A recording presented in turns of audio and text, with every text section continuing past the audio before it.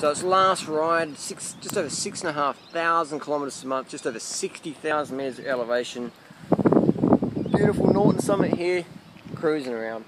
How do I look? Do I look pretty tired? Do I look pretty fresh-faced? It's crazy how many kilometres I've done this month. I'm 36 years of age. Never in my life would I thought I could ride this many kilometres in a month and still work a decent amount of hours. I wonder how many hours on the bike I could do actually did it full time for a month. That'd be interesting. Just get on the bike, pack everything up, just go ride, just go tour across Australia. 10,000 kilometres in a month? Who knows? Who knows? It's all talk unless you do it.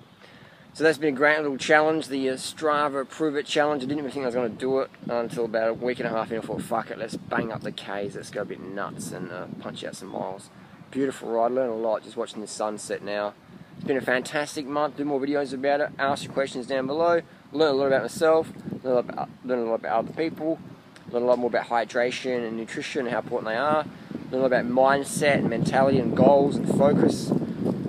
Just a fucking great month. I love doing these months. It's going to be crazy, a bit schizophrenic, a bit bipolar, and then that carries on for the rest of the year in other areas in life. Just focusing and pushing it. It's really good fun. I recommend people doing it. Learn about yourself. This wind has been my closest friend for the last 31 days. This has been following me around everywhere. Headwind, a little bit of tailwind.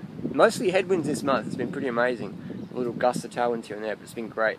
The wind is all in your head. Alright, enough yapping. I'm going to go home, give Freelee a central massage, have a big carb feed early night, drink up some more water, back on the bike tomorrow, punching out some more Ks.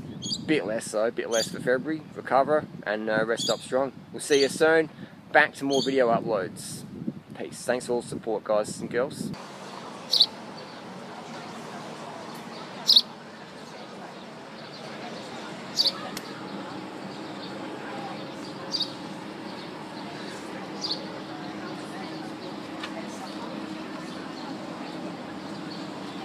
So you can see a little bit leaner,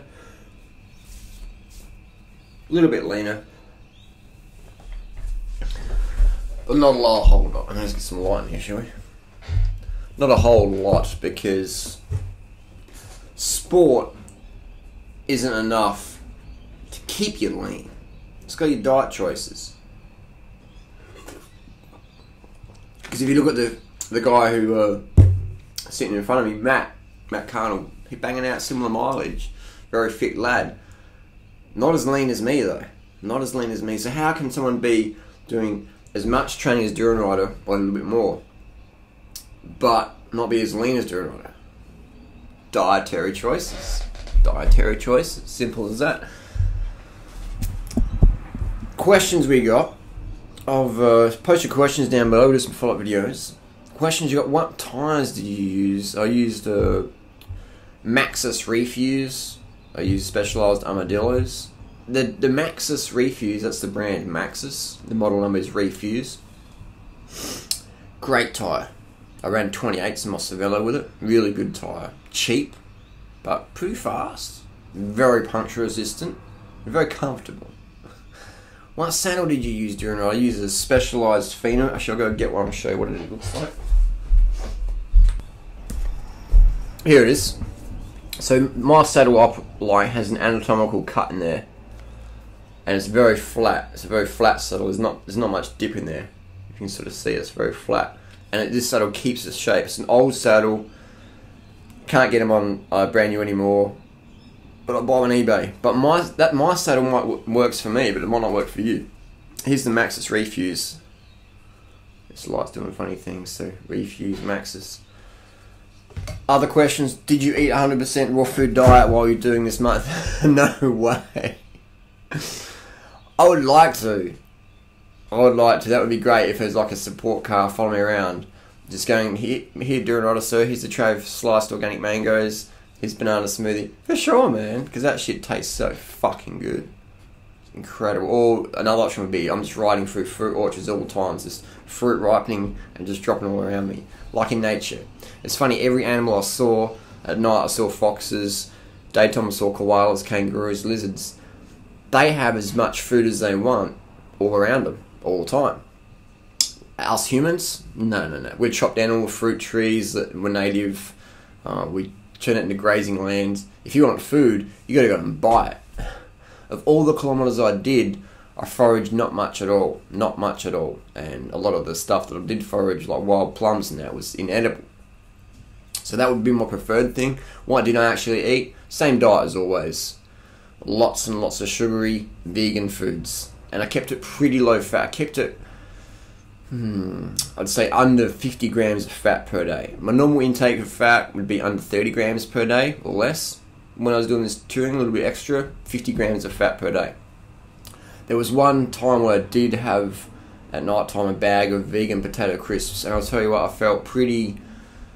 The oil in them, I hadn't had that much oil for like fucking years, literally years. The oil in the chips, for about an hour afterwards, I'm just like, my legs felt heavy, felt sticky.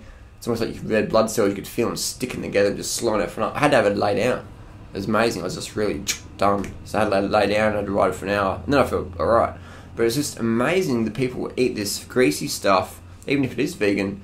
But man, oil. Do the best to get oil out of your diet, or to minimize it as much as possible. It definitely isn't a health food. It's definitely not performance food. Another question is, how much sleep did you get? Not enough, because I was still trying to do work as well and training, so sleep got the ass. Another question here. How did you not get muscle soreness? Well, I'm very conditioned. I have years of conditioning on the bicycle, and I know how to listen to my body.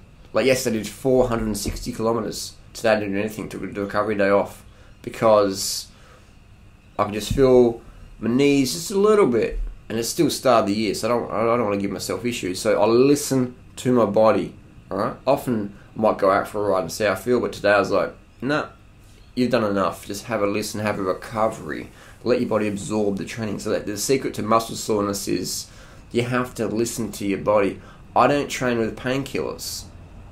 That's a very common thing, is people guzzle painkillers because then you can go and train hard, you don't feel the pain.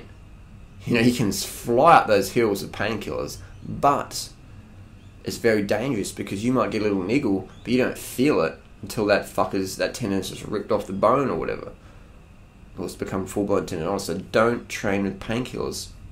The only time you should take painkillers is if you're got some real excruciating pain, but you shouldn't be training anyway. So that's how I avoid muscle soreness, is conditioning. Bicycle setup, I have my little whiteout pen, mark my setup, so if anything slips, I can get onto it. So I am like just outraged, frustrated, and surprised how many people will literally spend $10,000 or more on a bicycle, and I'm like, oh, how do you know what your setup is? Oh, I just sort of feel it. So just feel it. I don't know, man. I've ridden over 250,000 Ks as a vegan. I can't just feel my setup. I can't just feel it. It's crazy. But the thing is, people will have this, I don't know, they don't want to put a liquid paper pen on their bike because it devalues the bike or something. But their setup slips down.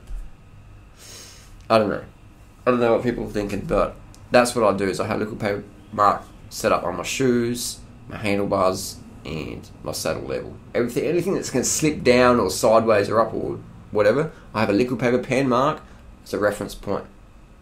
Another question. Did you feel like getting bored at some point? Yes. It's just about shifting the focus. What's that one? It's just about shifting the focus. Simple as that. If you know, I did that video the other day about where to get my motivation. You know, simple as that. Just gotta shift your focus. It's what life's about, man. It's what life's about. Plain and simple. So there's a couple of questions answered to keep the video short. We'll do some more. Post questions down below, and maybe when I'm a bit more awake, we'll bang out another video. We'll definitely do videos, man. Back in action now. Back in action. Thanks for the support. Thanks for watching. Good little fun month. Bit of trash talk, and as always, create a bit of drama on Strava. It's all good. It's all good. You know what gets me excited when it's really fucking hot? A little roll of tape. a little roll of tape. I'm going to grab this little bad boy, chuck it in this massive oversized saddlebag here. Look at that. Some tape, mate. So I use to box my bikes up, go to the airport. Say $5 right there.